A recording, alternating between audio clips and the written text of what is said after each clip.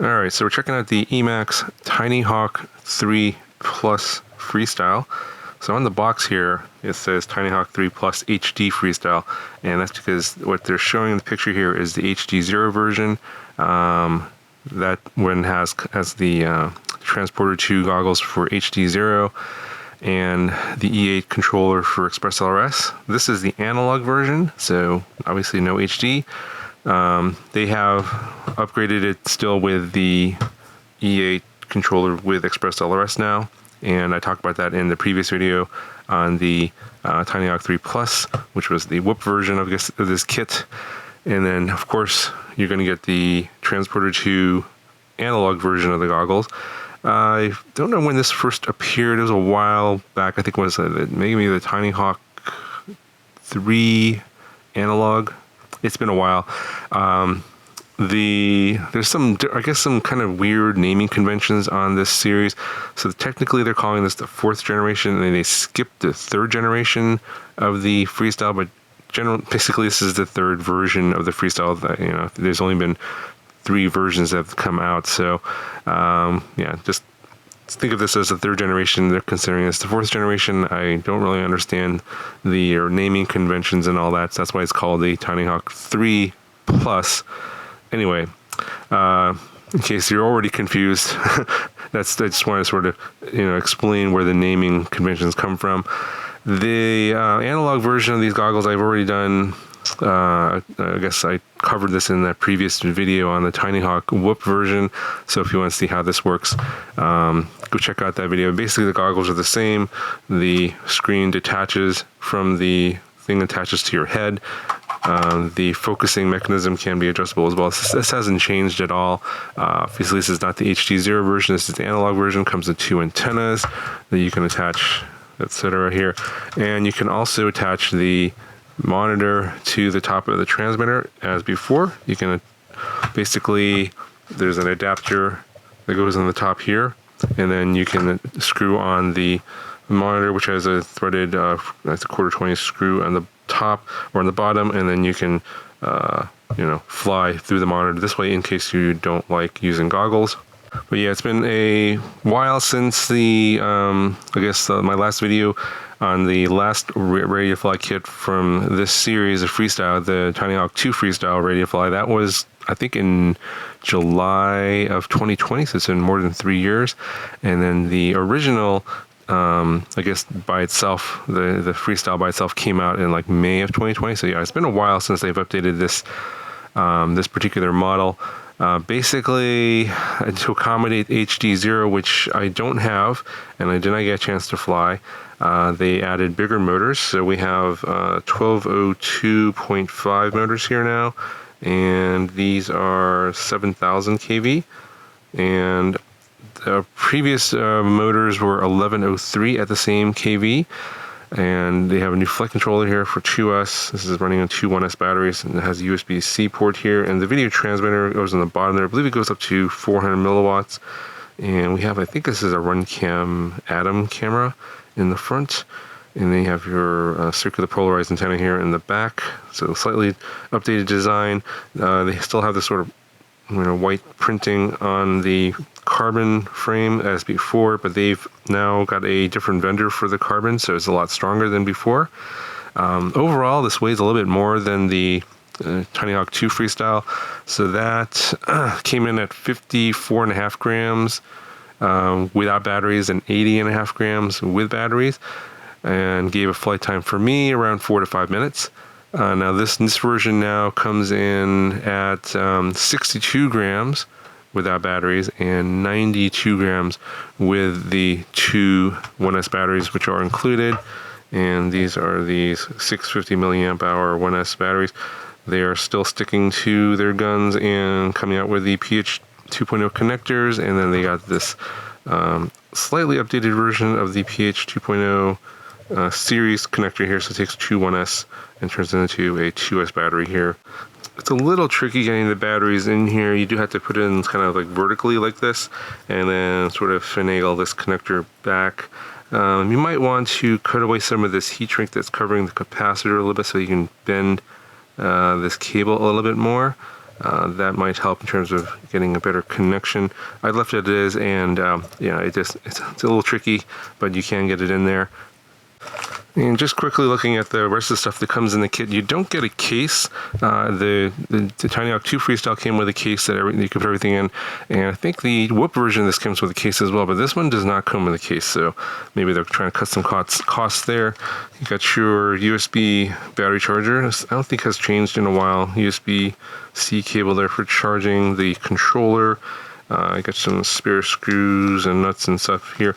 There's a little adapter here. Again, that appears as well here. You can put that into one of the plugs and just run off of 1S for maybe some indoor flights. It does fly, but it's very slow. And then I have another USB-C cable here. I think this is USB-C, and this one I think is, yeah, this is micro USB, because the analog goggles are still using micro USB, although if you get the HD0 version of this, that comes with the updated monitor that charges via USB-C. And just taking a quick look at the controller, this is now updated for ExpressLRS. So overall, this kit with everything together is much better than the second generation, the Tinyhawk 2 Freestyle Ready to Fly. That came with a far inferior goggles and controllers. This is way better all around. So if you're kind of worried about this kit being similar to the second generation, I can tell you that this is much better. It's been updated with ExpressLRS, which is, you know, basically the control link that pretty much everyone wants these days. You have your different controls labeled here. Arming switch over here. You got your expert, intermediate, beginner mode, so basically angle, horizon, and acro mode. And again, labeled here on the top, you have your turtle mode, and then your beeper on this switch here. Charges again by USB-C.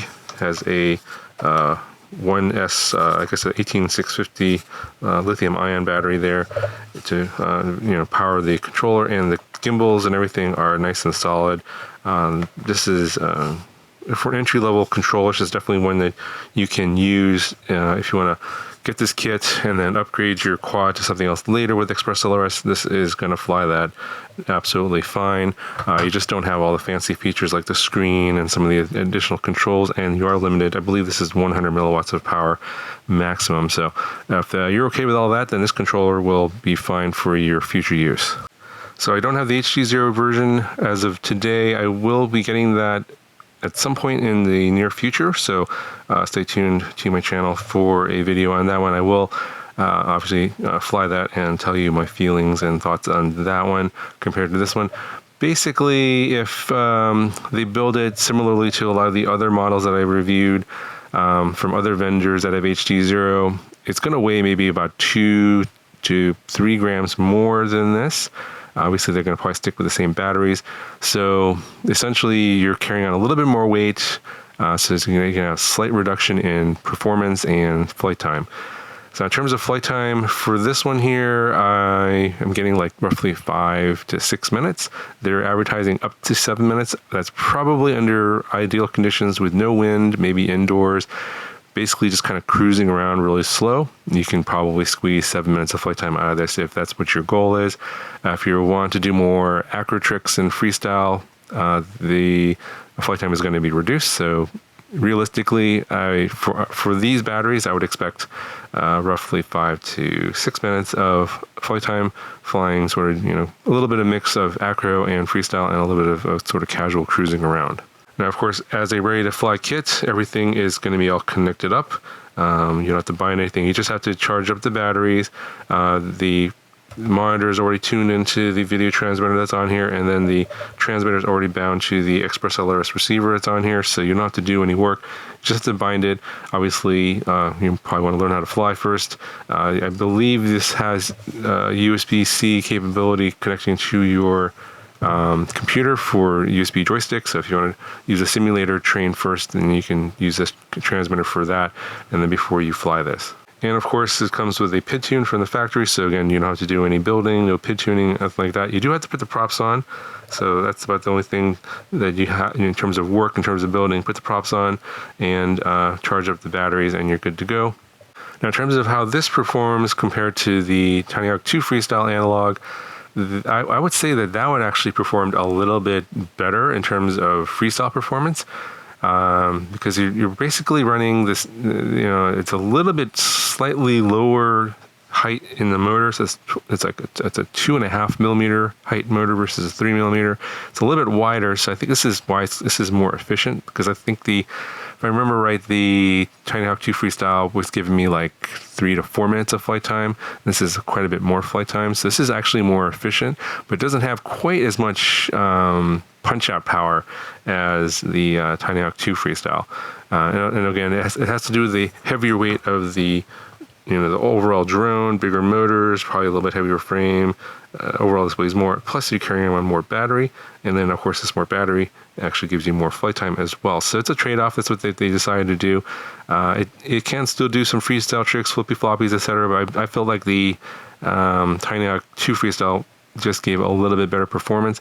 Now you might want to try like smaller batteries, maybe like a 1S450 with the PH 2.0 connector. That's pretty common, and you'll get a slightly reduced flight time, of course, but you're carrying around less weight, so you're going to get more performance. And so if that's what you're looking for, then I would recommend trying that. You're probably going to get similar performance as the Tinyhawk 2 Freestyle, but just a lot less flight time.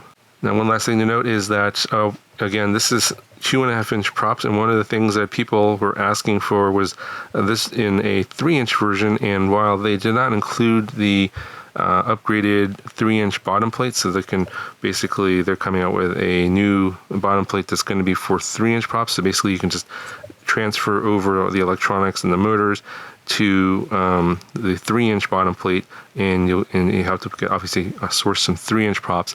I don't know how much that's going to cost, but that is an upgrade option, and I don't have that. I haven't tested that. I don't even know what it looks like. They haven't even sent me any photos of that, but they made me aware that it exists. That's coming.